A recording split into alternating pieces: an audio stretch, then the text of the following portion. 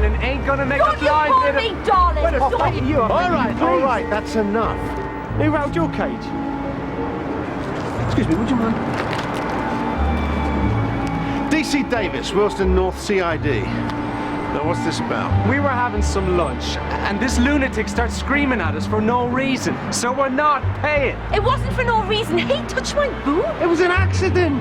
I brushed against that. It wasn't a brush, it was his whole hand. All right, calm down. How much was the bill? 28 quid. Pay it.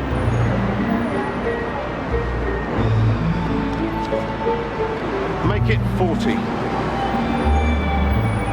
I don't want a tip off you.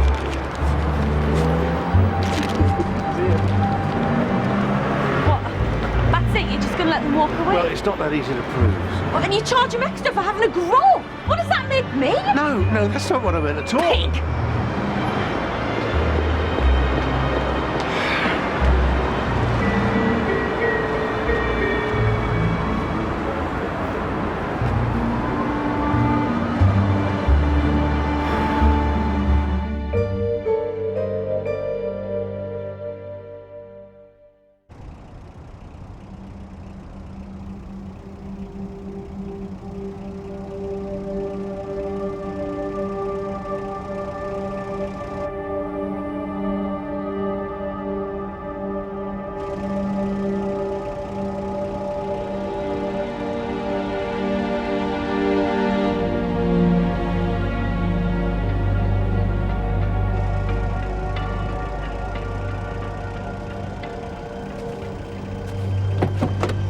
It's not what you think.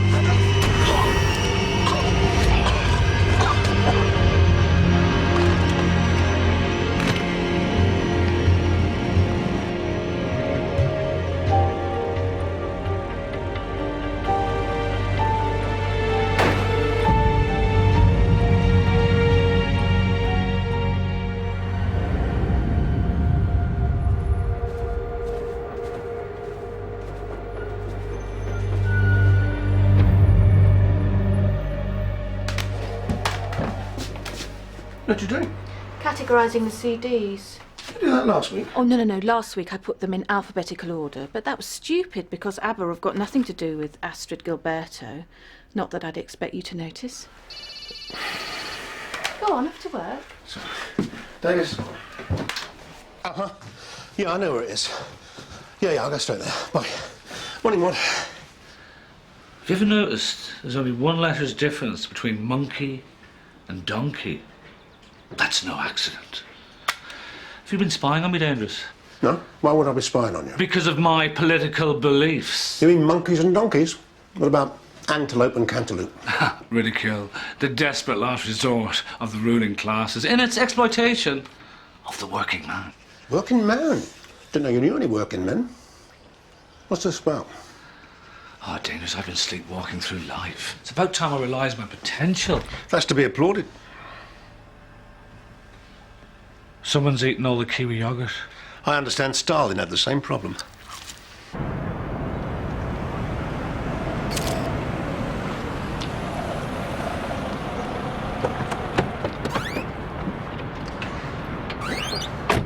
Morning, Guff.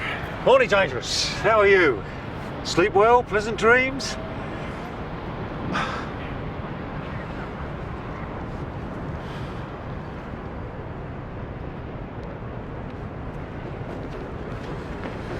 What we got? White male, mid to late 30s, looks like a single stab wound to the chest. All personal belongings removed, no mobile, no wallet, nothing. DVLA are checking the plates now. Who found him? Supposed to be a school semi-final here this morning. A couple of kids turned up early to practice penalties. Let's hope they're a better shot than him. Imagine hitting a post from that distance. Well, now you see your German driver, he'd never hit the post, would he? Well, yeah, your Germans would have been straight in the back of the net, wouldn't they? 5 out of 5. All right, that's enough. So what do you think? Robbery gone wrong? Looks like it, Gav. Kids hunting packs around here. That's what happens if you ban it from the shopping centres. I don't think so. Why would kids rob him and not take the car joyriding or something? Maybe they couldn't drive. Don't be a muppet, Barrett. They learned to drive in a womb round here. He could have driven himself here. What, to a football field? In the middle of the night? What for? That, Sergeant, is the question. OK, we're ready now. That's the DVLA. The motor's registered to a Danny Bowden. Do you know him? Knew him. Dangerous. Past tense. Daniel Bowden, age 34, married, no kids, marketing manager with a sanitation facilities company. What? Bogs, mate. Make toilet suites at the industrial site off Warm Lane. What do they taste like? What? Toilet sweets. Oh, good one. We can look forward to the remainder of your lavatorial repertoire during the course of this case, can we? Prepare to dig yourselves in, gentlemen. Uniform have been banging on doors and there is no, I repeat, no witnesses to this. I'm getting mobile records from the phone company. They told me his last call, 10:40 p.m, was to a number registered in the name of John Fletcher. John Fletcher? Who's he when he's at home? No info, Gov. How'd you know him, Gav? Who? The victim, Bowden. Oh, I knew his old man years ago. I met Danny a couple of times, social functions when he was a spotty kid. With regard to the widow, wouldn't you like to go and talk to her? It was a casual acquaintance, Dangerous, from years back. I didn't know his missus. We did not exchange presents on birthdays or at Christmas. You go.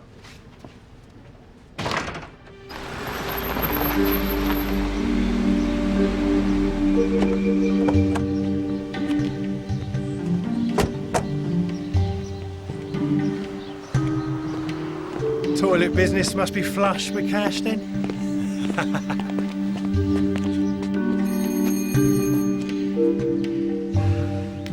Thank you. We shouldn't be too long.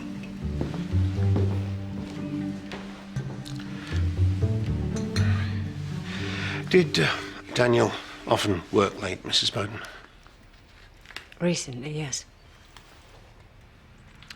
Why recently? I don't know. You'd need to ask him. It was the end of the tax year. They had a lot of capital tied up in stock. They had to shift. The last call on his mobile was made to John Fletcher.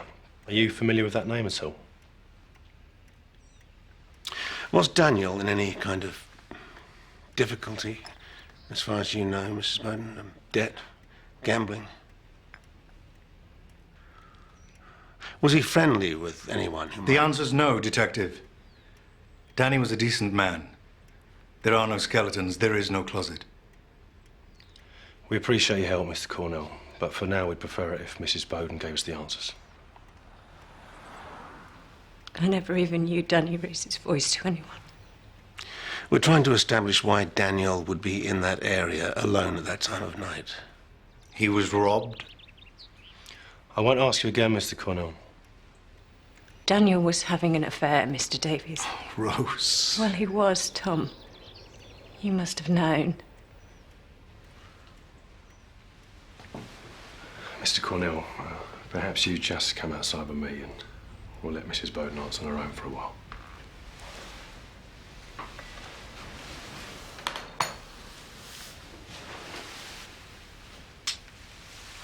I'll pop around later. Thanks, Tom. You've been great.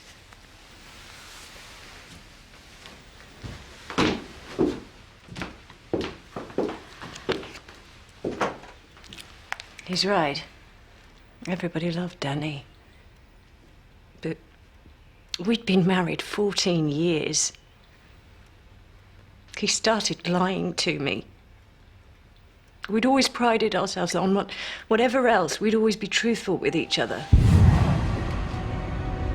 Working late? I didn't realise you'd still be awake. I was on the sales figures until after 9. Caught a bite to eat with Patrick after. Nice meal? The usual. Patrick's a real lightweight in the drinking stakes these days. To pour him into a taxi. Patrick called at 10:15. Said he left his overcoat in the back of your car when you dropped him off. 5 hours ago, Danny. It's not what you think, Rosie. Don't. It's insulting. He was so rotten at it. He lied, and I knew he was lying. And he knew I knew. Do you have any idea who? Not for certain. I'm not the stalking type, Mr. Davies. But there was a girl at work. There's always a girl at work, isn't there?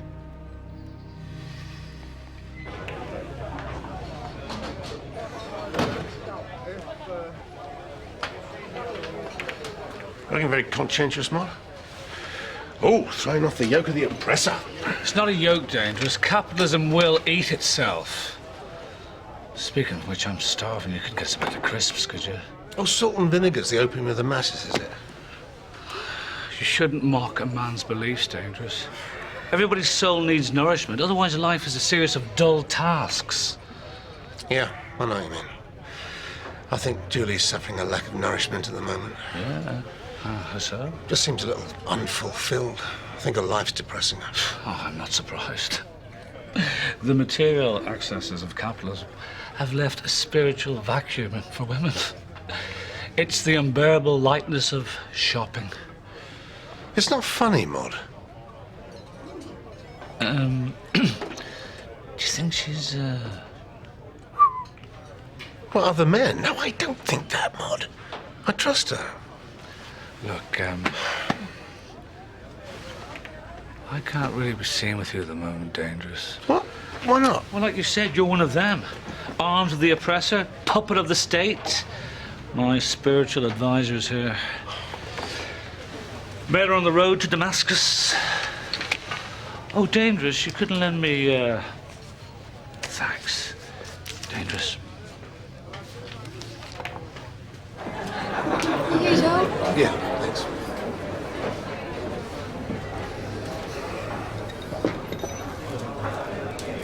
Excuse me, are you a police officer?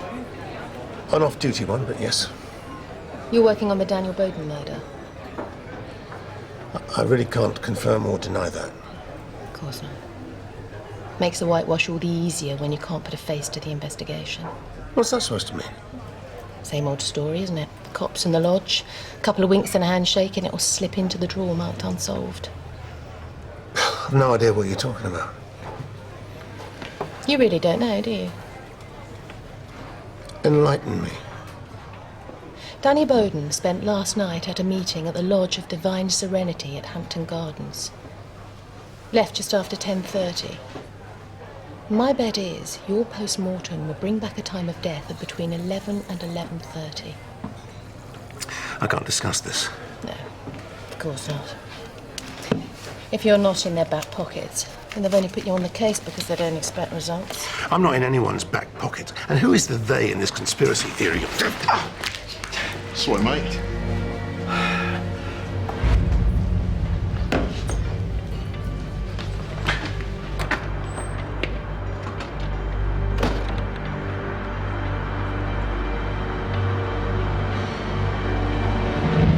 They're not to be trifled with, Dangerous, the Brotherhood. Really? I think you'll find that's all myth and rumour. I bet the dodgiest thing about them is the handshake. Have you ever been approached to join? No. Really? You must be the first police officer since God was a boy who wasn't being asked. You must be doing something wrong.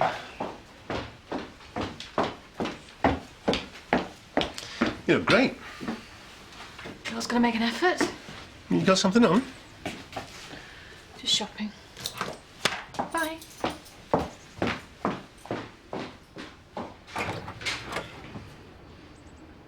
Yeah, but I mean, it's old wives' tales, isn't it? I don't know, used to be the way to get ahead. I've been approached. Oh, yeah, I mean, you know, me too. Still my join as it goes, you know, mingle with the bosses. Don't want to be stuck a sergeant all my life. That kind of mingling could get you a serious brown-nosed Pimlot. Well, you must have been approached, Gov. How do you know he's not already in them? Well, I'd hardly tell a couple of Sinbads like you, even if I was, would I? Got you there, Gov. Double bluff. Does that mean he's in them or not, then? Best way to promotion, gentlemen, is to get results. Trust me. Now, what else have we got? Well, the crime scene's given us zip. The car was only valeted 4 days ago, so any prints on it belonged to Bowden or his wife. Blood spatter is all the victims. What about tyre tracks, footprints? There's only one set of tyre tracks, Bowden's. Seems like half the population of Willesden popped over for a butcher's before Socko could preserve the scene. 47 different shoe or boot prints. Forensics are combing the vehicle, but... And what about a post-mortem?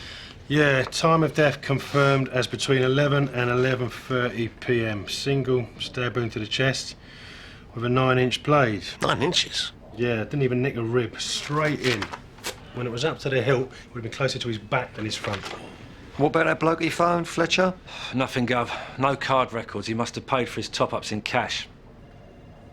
Well, don't just sit there. My taxes pay your wages.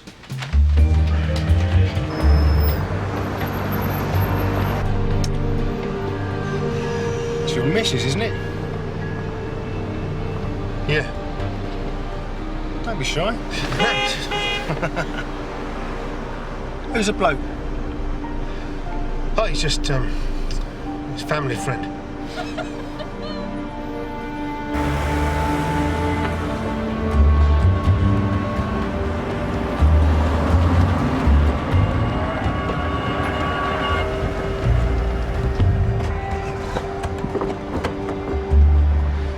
Thomas Crapper, wasn't it? Invented the toilet. That's a myth. Apparently they had flushing toilets in Crete as far back as 1500 BC. What, 3,500 years ago? No chance. How would they know that? Dunno. I suppose someone must have logged it. It doesn't suit you, Dangerous. I'd known Danny since he was a kid. My old man knew his dad. Asked if I could give him a start. He was the life and soul of the place. What time did he leave work on Tuesday night, Mr. Cunningham? 7:30. He was a diligent guy, a really hard worker. Did he say where he was going? If he was meeting anyone? Well, he went to the lodge. I suppose you know that. Were you and Danny close? Always. We never had a crossword. Please, Danny, don't. I don't have a choice. It's gone too far. What about Rose? Well, she'll just have to live with it. What about me? I trusted you. He always put other people before himself. That's just the kind of man he was. Business is good, I take it. We do all right. Everyone needs a loo. Can I ask, Mr. Cunningham, this is a little delicate. Mrs. Bowden seems to think that Daniel may have been involved with a woman here. You wouldn't have any idea who that might be? As a matter of fact, I do. Kitty Sullivan. I'm the only woman on staff, so if anyone's playing away from home, it's bound to be with me, isn't it? Don't mind, do you? Bit of a boys' club in there. Feel the need to escape now and then. Miss Sullivan, were you having a... Having a fling with Danny. Daniel Bowden was a lovely fella, but straight as a die. We worked together, and that was it. Why would Rose Bowden think otherwise? They all think otherwise. Because I'm single and their husbands aren't. I work in a factory with almost 40 men, Mr. Davies. If I'm off sick, I don't get too many get-well-soon cards off the wives and girlfriends. Can we ask your whereabouts Tuesday night? About 11? I was tucked up in bed reading a book. Can anyone corroborate that? Will anyone need to? These are just questions we have to ask, Miss Sullivan. It was just me and Thomas Hardy. Are we done? We might have to ask you more questions. Well, you know where I am. That's enough to make you take up smoking the way she was sucking on that cigarette. Roll your tongue back in, Sarge, before you trip over it. Should have got a car that you can actually use round here. This is Julie Davis. Please leave a message. Oh, Miss Sullivan. I'm not one to talk out of school. Since the finger's been pointed at me, Rose Bowden seems to have found herself a special friend lately. Bloke by the name of Tom Cornell. I met him. Then you'll know he's as oily as the inside of a chip fryer. Like I say, if I'm going to get dragged through the mud, I want everyone else to get dirty as well.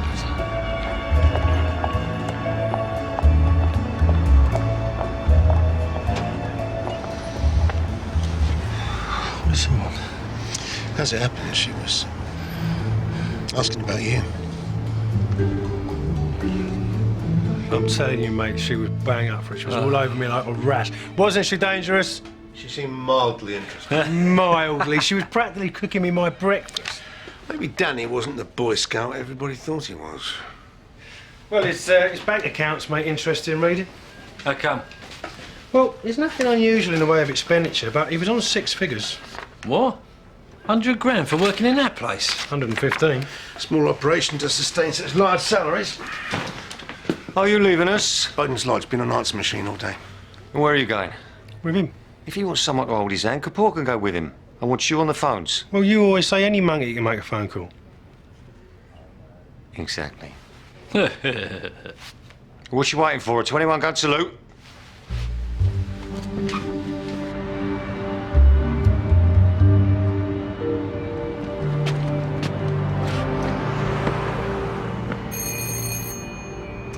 I hope you've been practicing. Practicing what? Well, you went otherwise. DC Davis, Queenston North CID. This is PC Kapoor. We called ahead. I'm sorry. It's my fault. It was me you spoke to on the phone, Mr. Davis. Well, come in, please. Come in. She has to stay here. I beg your pardon? I'm afraid he's right. We have a strict no females policy. I'm a police officer. Yes, but this is officially a private members club. I'll make my own way back, shall I?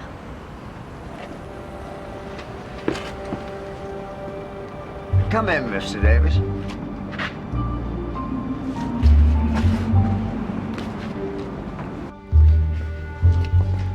You'll have to forgive Carty.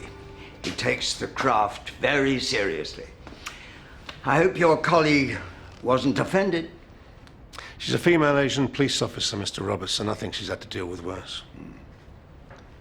Not quite what you expected. I'm not sure what I expected. This building's always had a sense of mystery since I was a kid. The curse of the secret society. I've often wondered whether the secrecy with which the craft surrounds itself doesn't in fact attract more attention rather than less.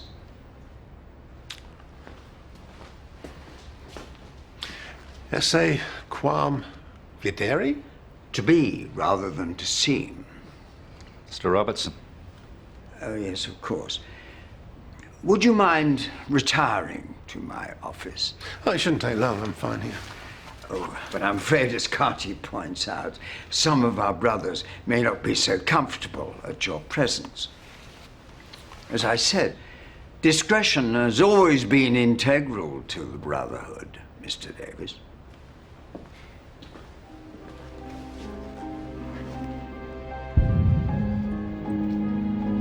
There's a great deal of misinformation surrounding the Brotherhood. Rumor and innuendo, secret dealings, and undue influence. There may have been some truth in that years ago, but not now. We're more of a benevolent gentleman's club these days. I'm afraid I don't know very much about your organization at all. Really? I'm surprised a man in your position hasn't been approached. I'm sorry. Did I strike a nerve? No, it's just that you're the second person to comment on that recently. Daniel Bowden attended a meeting here on Tuesday night. Yeah, there was a meeting of the Finance Committee, and Daniel did attend. Can you tell me what was discussed? I'm afraid that is a private matter. Mr. Robertson, Daniel Bowden was murdered when he left here on Tuesday. It was just a routine meeting, administration, that type of thing. The interests of the lodge have to come first. Your loyalty to the lodge is admirable, Alistair, but it's blinding you to what's right. And who made you the arbiter of what's right and wrong? Nothing, I'm afraid, that would be of interest to you.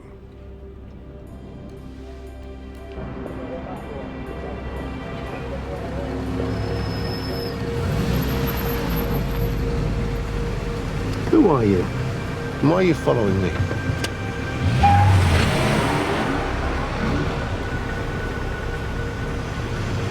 You've been looking for me. Have I really? And why is that? I'm John Fletcher.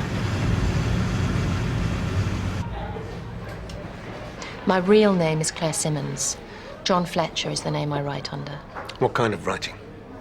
I'm an investigative journalist. My business can be something of a boys' club, so I've always used the pseudonym. It helps when you're researching something as dangerous as the Brotherhood. Dangerous? Seems pretty harmless. Is that what Mr. Robertson's told you? More of a benevolent gentleman's club nowadays. A charitable organisation. That's what the Brotherhood have been saying for centuries. How does Danny Bowden fit into this? Daniel was a source. He came to me. Why? The Lodge were involved in some kind of activity which he couldn't accept. What kind of activity? We weren't able to see it all the way through. But the Lodge had taken out massive life insurance on members who conveniently dropped dead shortly afterwards. It's known as dead peasants insurance. Most of the bigger companies take it out on their employees. The Lodge is simply doing likewise. Insurance against what? Against any named person dying or receiving debilitating injuries. I don't understand. How does the Lodge benefit? The Lodge receives the payout when the member dies. What about the family? The individual never knows they've been insured, and the family are never informed. And it's legal? Not only legal, but pretty commonplace. 20% of all insurance policies in America are dead peasants insurance. Companies insuring ordinary workers and then cashing in massively when they die. It's catching on here too. Almost half the FTSE 100 do it. It's completely immoral. And absolutely legal. Is this a common practice in these brotherhoods? I know they've been doing it in Willesden since the late 80s. It's how they've been financing themselves. I think they've been helping the process along. Someone at the Lodge has been killing members to cash in on the dead peasants' insurance. Danny told you this? Danny found out about the insurance and came to me. He wanted to expose them. Do you have any proof of this? No. But Danny gave me this. This is a photocopy. The men I've circled are the members who died recently. And you think they were murdered? What about the others? I think their lives could be in danger.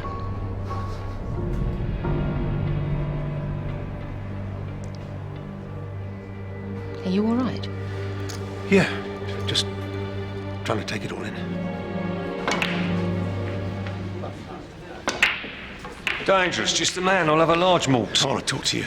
I'm clocked off, mate. Now, in your office.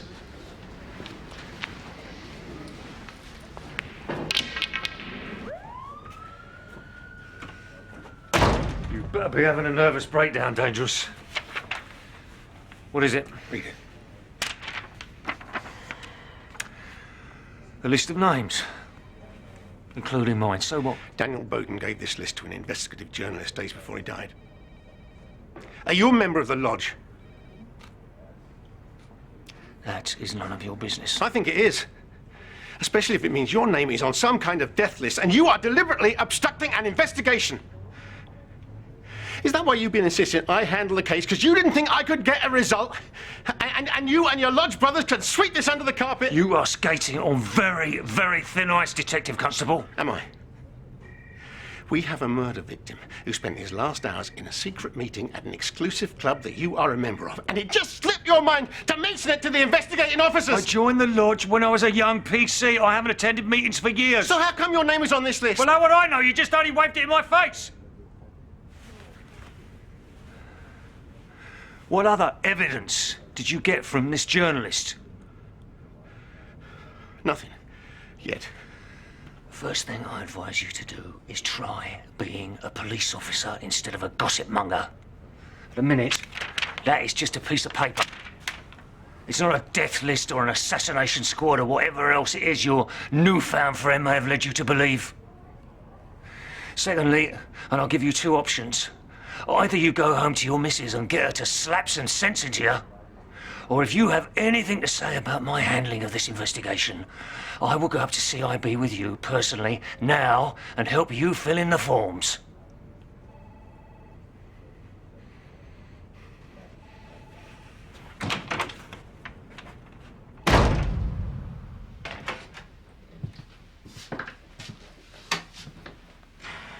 So late.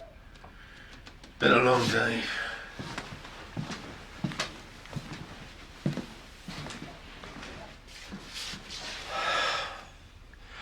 How was your day? It's all right. Did you meet anyone interesting in town?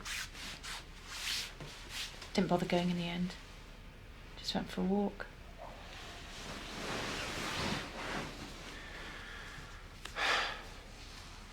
Property is a crime. It goes against nature. We come into this world with nothing, and then we use what Mother Nature grants us, and then we leave just as empty-handed. Do you see any irony, Maud, in airing your new girlfriend's views? Whoa. She's not my girlfriend. That's a sexist term. She's a person I share intimacy with. In airing your intimate partner's views? Whoa. She's not my partner. That implies possession.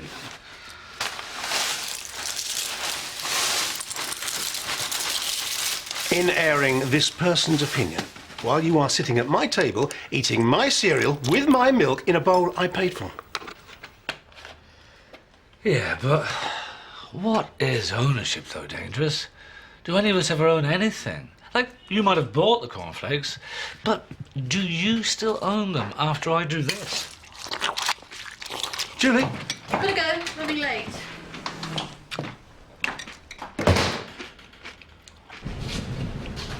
And you really found nothing? Nothing. Hardly seems possible to leave no other trace at all. Oh, no. It makes perfect sense. Here, let me show you. You get in. No, it's okay. You won't contaminate it. In you get. You're the victim. Right, we'll go through it like it happened.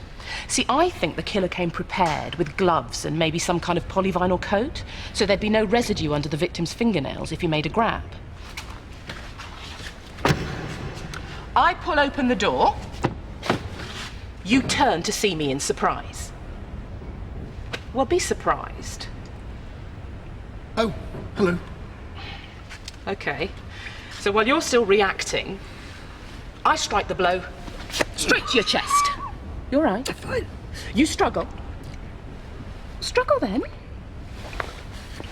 No, really struggle. I've just thrust a knife straight into your heart. Try and grab me. You see, I've got you pinned back, so you can't get me with your left hand, and your right arm is hampered because I'm so close. So the only thing you can make a grab for is my head. Well, go on then. No, really, fight me. Oh, come on, Dangerous. Oh, I'm sorry. No, that's fine. That's the fun part of the job. You see? No trace evidence. Here comes the night shift. Where's the governor? He hasn't showed. Don't bother taking your coat off, Dangerous. Where are we going? See my friend, Mr. Cornell. Maya, 2 lodge members who died recently. Find out all you can about their deaths, would you? Okay.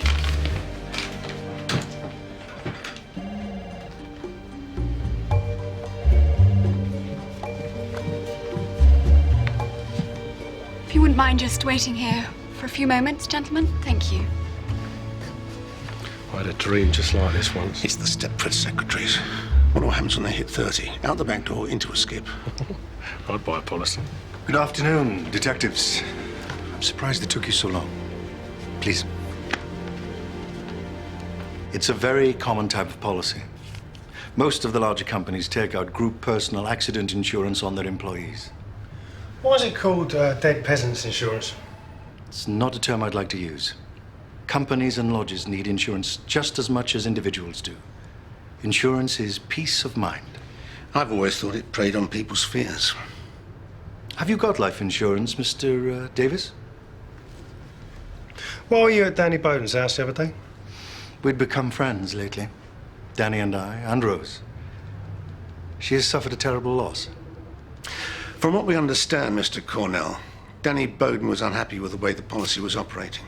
Oh, you mean the journalist, his covert operation? Look, Danny got himself into a bit of a flap. Pretty hypocritical, don't you think? How so? You've done pretty well out of the lodge, Danny, but now you're throwing the rattle out of the pram because you're not getting your own way. No, it's not about me. It's not even about the lodge. It's about deceiving people, cashing in on their loss. Don't be so naive. Companies have been doing this for decades. Why shouldn't the lodge get in on the action? Because this organization is supposed to be based on some kind of morality. I know that's a concept you're unfamiliar with. But it proved to be a storm in a teacup. I take it you know what those places are like. You're not a fan of the lodge. What do you think?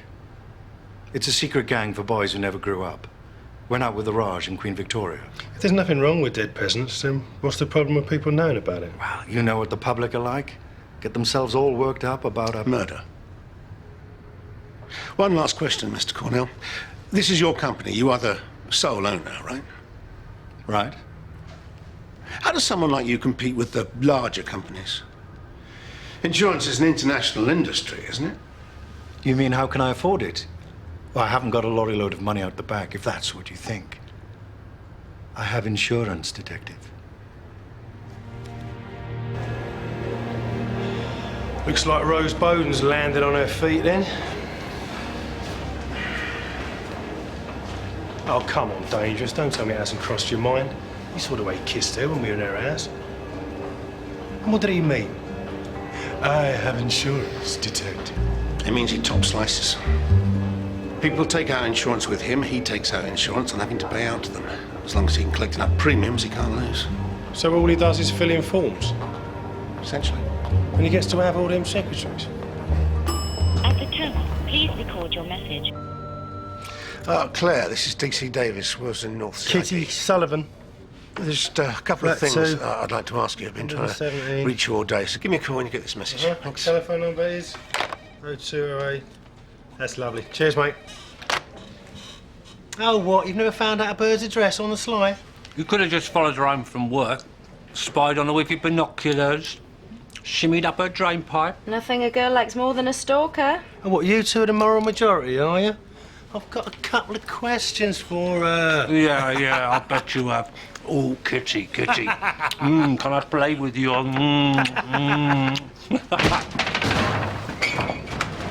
Team meeting down the corridor now. Not you, Dangerous, I want you on the phones. But Gov, Dangerous is... It's not a democracy, Sergeant.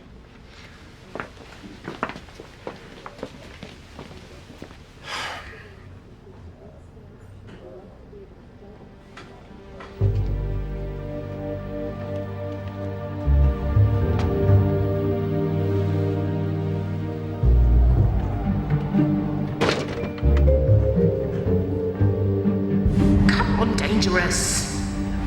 Oh!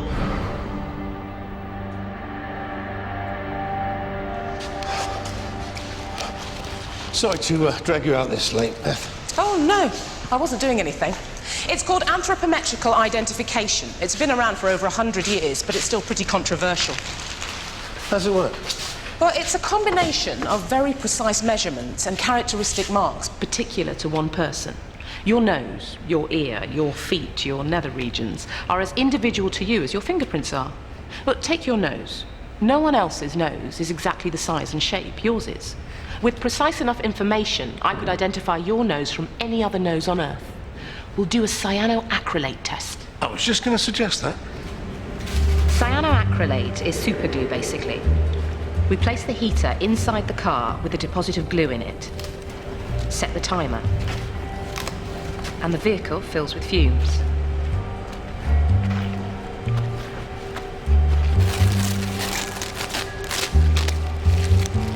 The glue will react with any traces of moisture left by bodily contact. Normal, everyday fingerprint powder should show it up. And there we have it. It's an ear print. I don't know just who it belongs to. Robertson told me himself that Alan Carty is obsessively defensive about the lodge. We know there was some kind of argument the night Danny Bowden died about the dead peasants' payout. That's a lot of money to the lodge. Carty might have felt that if Danny Bowden went public with it, the financial future of the lodge would be under threat. The craft has struggled on for centuries without popping off brothers, so why would it start now? You got to admit, it sounds a bit dodgy, Gov. I don't have to admit anything, Barrett. I'm a member, yeah, and so's half the force. Are we all bent? The car had been valeted only days before Bowden died. Carty's ear print is fresh. On the inside window of the car, just where the murder struggle took place.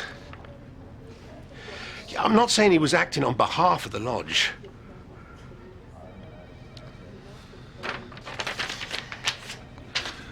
This Carter, he sleeps at the lodge, does he? Yes, Gav.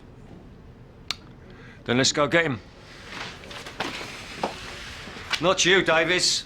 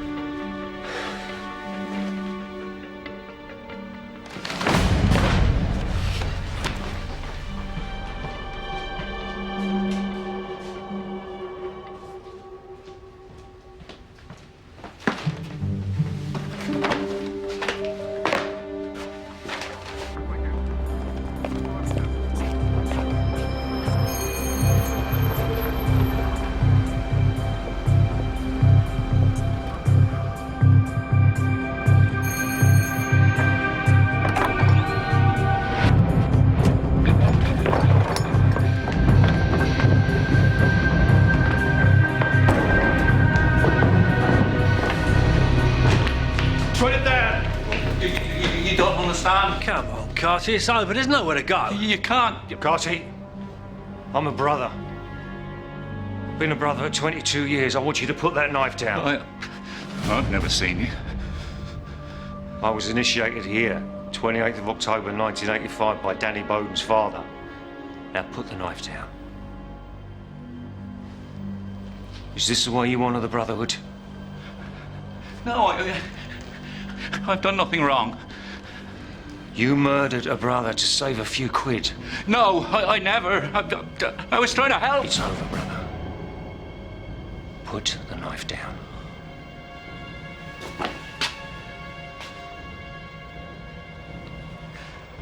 Carty!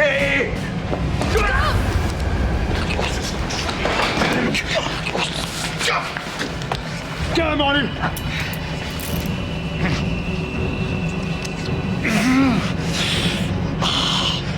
Oh, this is wrong. Oh, God! Get an ambulance!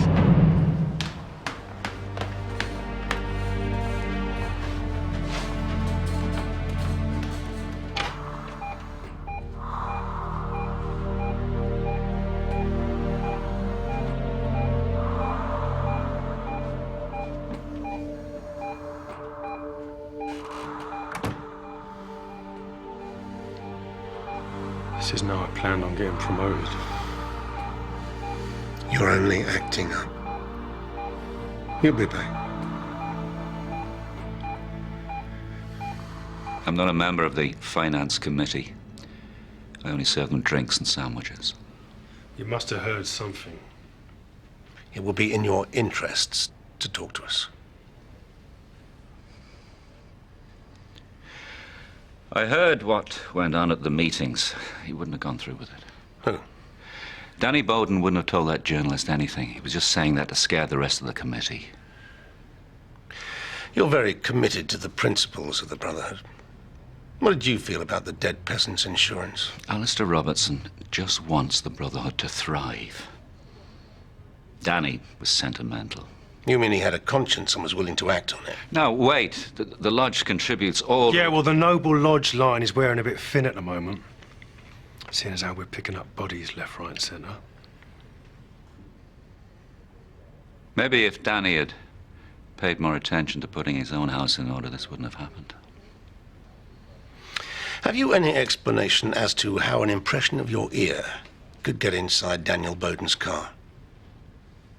The what? A print of your ugly, disfigured head.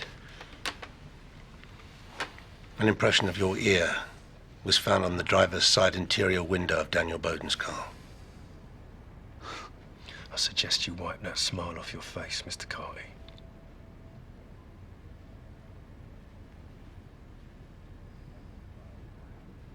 The last time I saw Danny Bowden was after the meeting the night he died.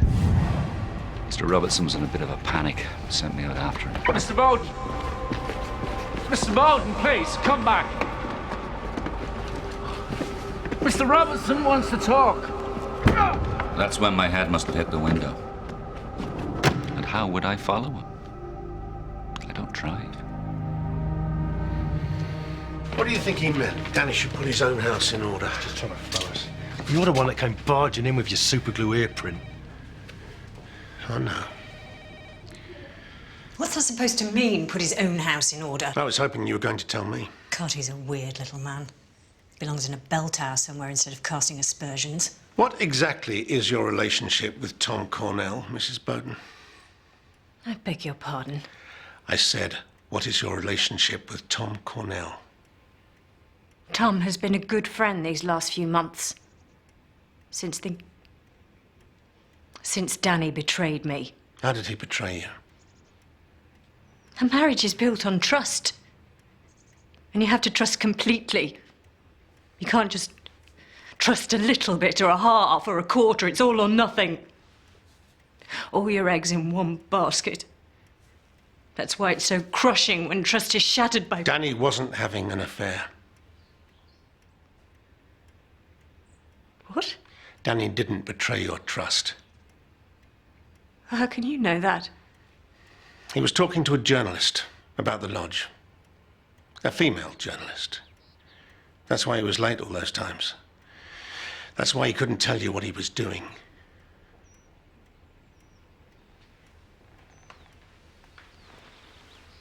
Danny loved the lodge. He'd never do anything to damage it. I'm starting to think he had no intention of telling this journalist anything worthwhile.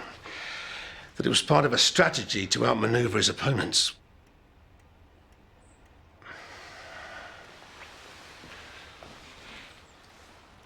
Danny was killed for his principles, Rose.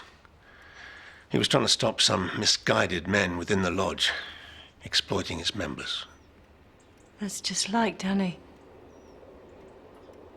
Even when we were kids. That's how I met him. At school. 2 boys were trying to take my PE kit out of my bag, you know. Stupid stuff, teenage stuff. Danny stood up to them for me. Took a real beating.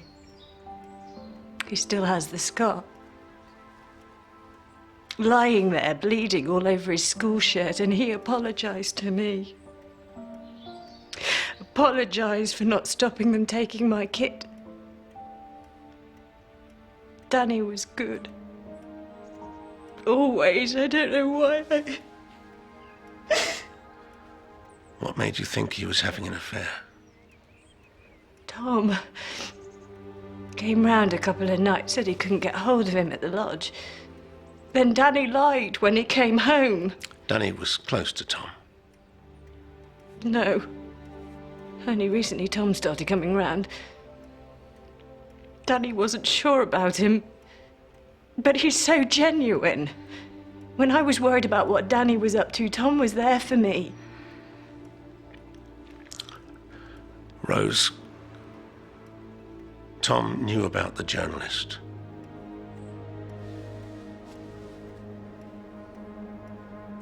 He'd have told me. Don't be too hard on yourself. Sometimes it's hard to know who to trust.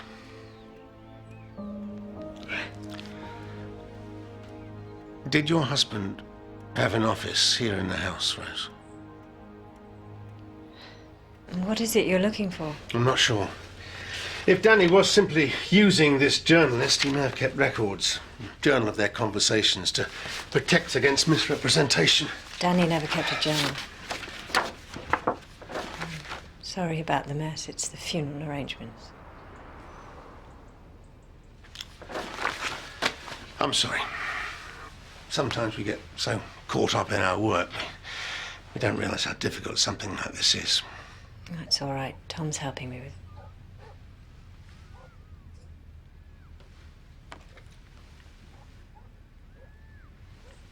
This is a voice recorder. Did Danny use this? all the time. Maya, have you got any information on those deaths yet? I'm still searching. I can't find anything unusual. One died of a long-standing heart condition, the other from a stroke. Both were in their 80s. I'm sorry, Dangerous. No, that's just what I wanted to hear. It's like trying to infiltrate the mafia. I'm pretty sure this Cornell guy's legit. But Robertson, he's as bent as an iron bob note. He was in the army, all right. He was in the territorials, and they asked him to leave after 3 months. And the accent, and the brigadier stuff, it's all an act. He's from Barnsley. The man is a complete fraud. Is everything all right? Can I ask you a question? Mm-hmm. The night Danny was killed, you were supposed to meet, right? Yes, Why didn't you? because he was murdered. How did you know? What? Well, because... I think you turned up at that meeting. Oh, don't be ridiculous. It's an offence, you know, failing to report a crime. So I turned up. He was already dead. I'm a reporter. We can't get involved. We can't get in the way of the story. He was in trouble. Cornered. He turned to you. He trusted you. There was a bigger picture. Which one? The real one or the one you invented?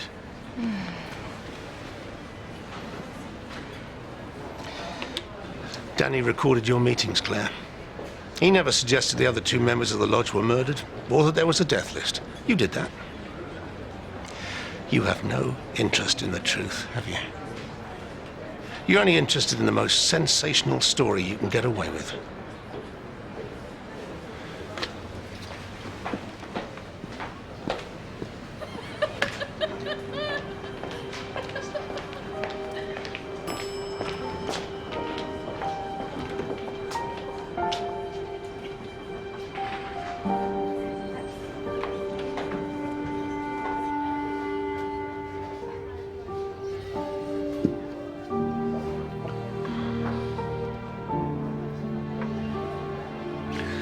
Maybe monogamy is a natural after all, like I've always Shut said. up, Maud. Don't shoot the messenger, Dangerous. It was you who said you trusted her. I do trust Julie, Maud. Otherwise, what's marriage about? Don't get me started on that one.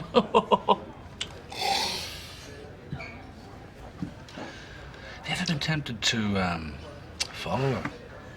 No. I did that once. It was terrible. I saw things, Dangerous. Awful things. But you can learn things, though.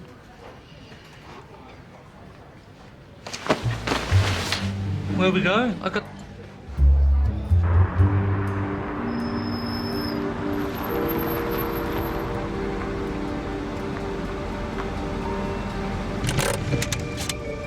I don't know if this is a good idea, Dangerous. It's fine to talk about these things, but actually doing them is a different matter altogether. Lenin didn't just talk about revolution, did he, Maud?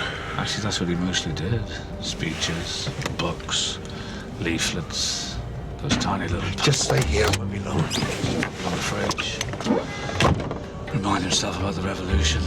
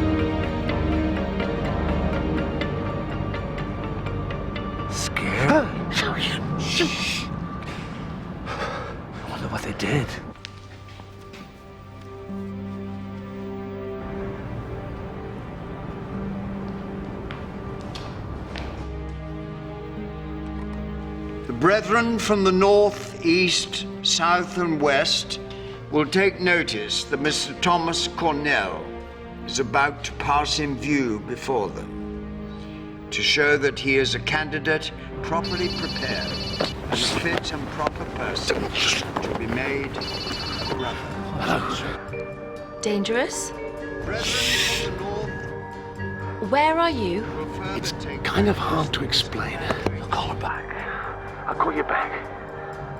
To be raised to the degree of Master Craftsman. Gentlemen, you may come out of the darkness.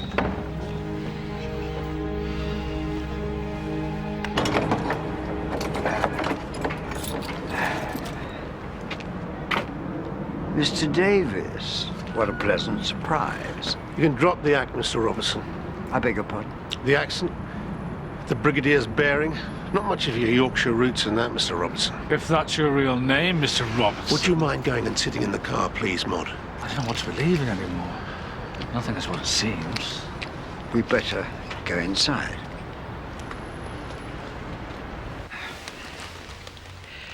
I may have exaggerated a little, Mr. Davis. Rather pathetic, I'll grant you, but hardly worthy of your time. I'm not so sure. I occupy a position of trust. Whatever the failings of my own background, I live up to the duties of that trust, as well as I'm able. I want to know what happened at the meeting the night Danny Bowden died. Daniel was a purist. If the lodge is to survive, it has to evolve. You leave me no option. I urge you, Daniel. Reconsider. I can't just stand by and let people like him usurp everything we're about. It's a deal with the devil. It's been going on for years. That doesn't make it right. We're grave robbers. Not so loud, Mr. Bond. I suppose I must have been blinkered. I never meant any harm.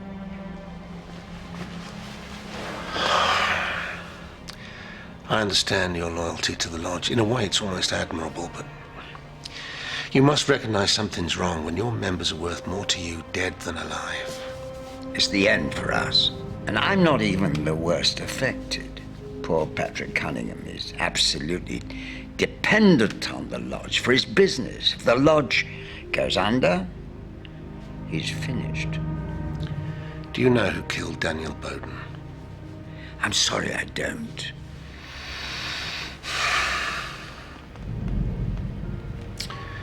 Esse quam vedere.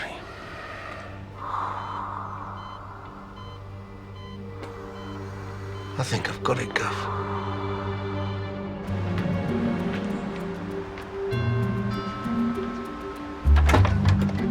Good morning, Mr. Cornell. Wonder if we could ask you a few questions. What time is it? 6:30, Mr. Cunningham. And what a lovely morning it is. I want my lawyer now. You don't get to give orders anymore, Tom. You get to wear a nice stripy uniform. Bye. Get down to job centre if I was you, love. Nice legs. I really have no idea why you think I can help you. I mean, if I could just make a couple of calls. Your policy had already made out 2 payments of £250,000, Mr. Cornell. What did that do to your premiums? Well, according to your accounts, your premiums are up to 15 grand a month. That's going to tax anyone's budget. If Dead Peasants collapsed, you'd be down a lot of money.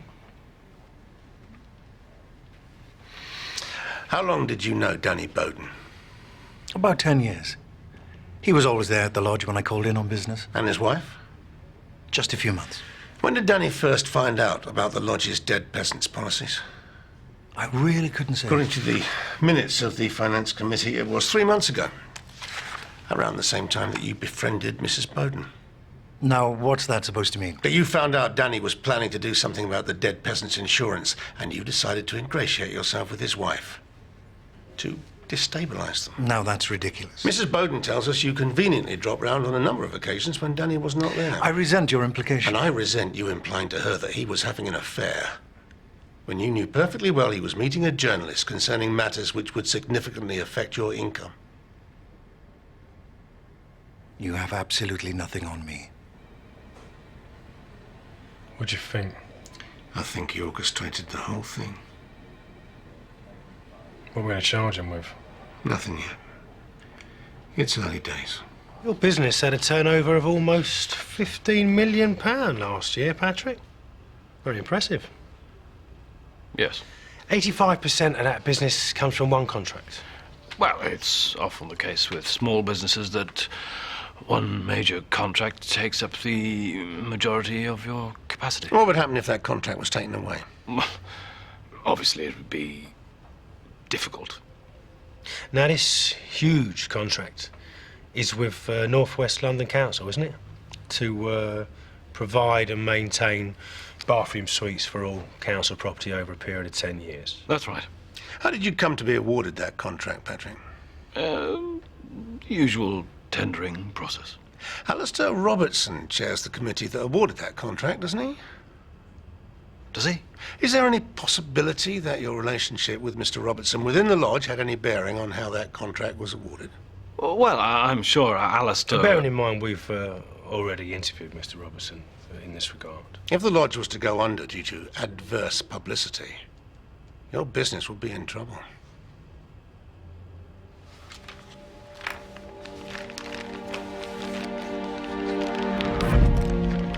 Esse quam videre. For the record, Mr. Cunningham has been shown a ceremonial dagger, previously situated in the lodge's coat of arms.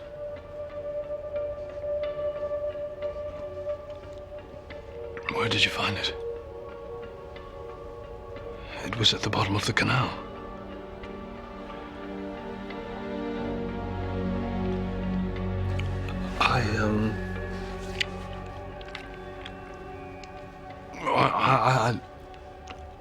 I loved Danny. What happened after the meeting, Patrick? Tom and I had a drink at the bar. I was worried. It just doesn't seem fair, does it? I mean, we'd all like to be able to afford principles. But we can't, can we? I don't know what I'm going to do. If only we could somehow make the problem go away. So it was his idea.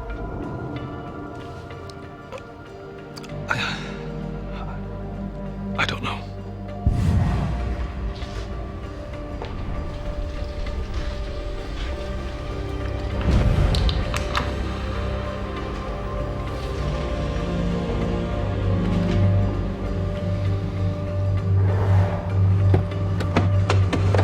It's not what you think.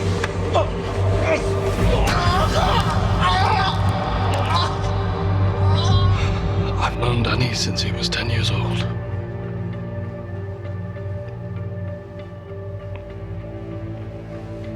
He was like a little brother to me.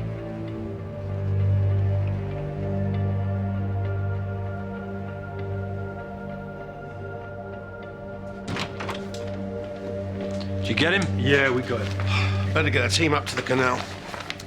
Recover the real murder weapon.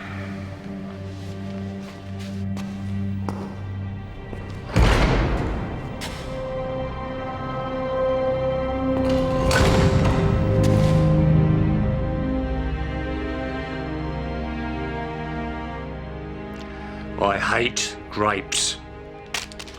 Well, I tried to sneak in a burger and chips, but they made me eat it in the corridor. Well, that is very comforting, Barrett. So, what about Cornell?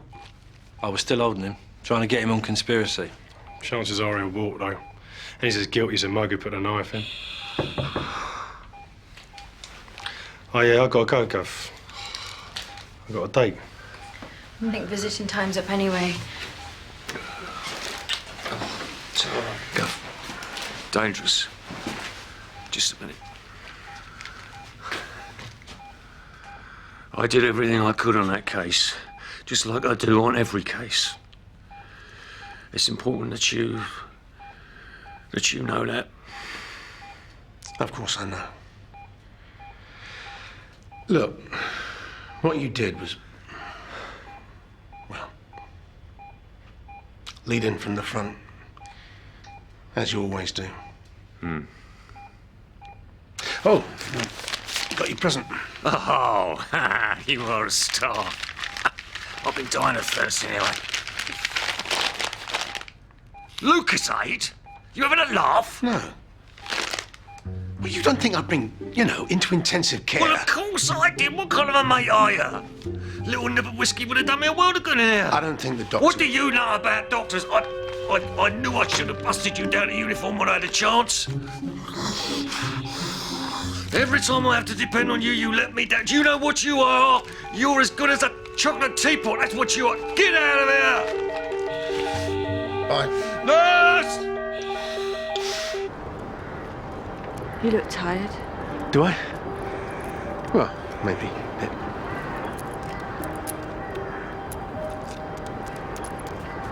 Got something I need to tell you. Oh, no, Julie, please. No, I haven't got the energy. No, not it's again. important. It's about our future. I've got a job. Sorry? I've got a job. I didn't want to tell you in case I didn't get it. Oh, it's been awful sneaking out to interviews, a whole day's assessment in a hotel. I feel like I've been lying to you. That's wonderful. Really? You're not cross with me for keeping secret? No, of course not. Well, it'll mean commuting. That's okay. To Paris. France? Or so they tell me, but only a couple of days a week until things are set up. But you can come out weekends. They pay for spouses. I love being your spouse.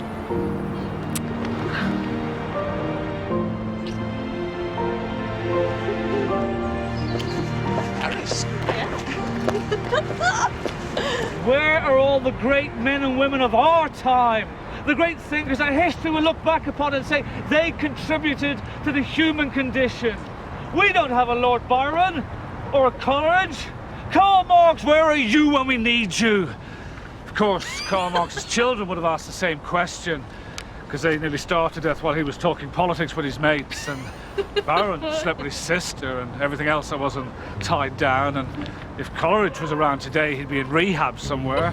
Water, everywhere. Well, I'll have a little puff on my opium pipe and I'll be fine.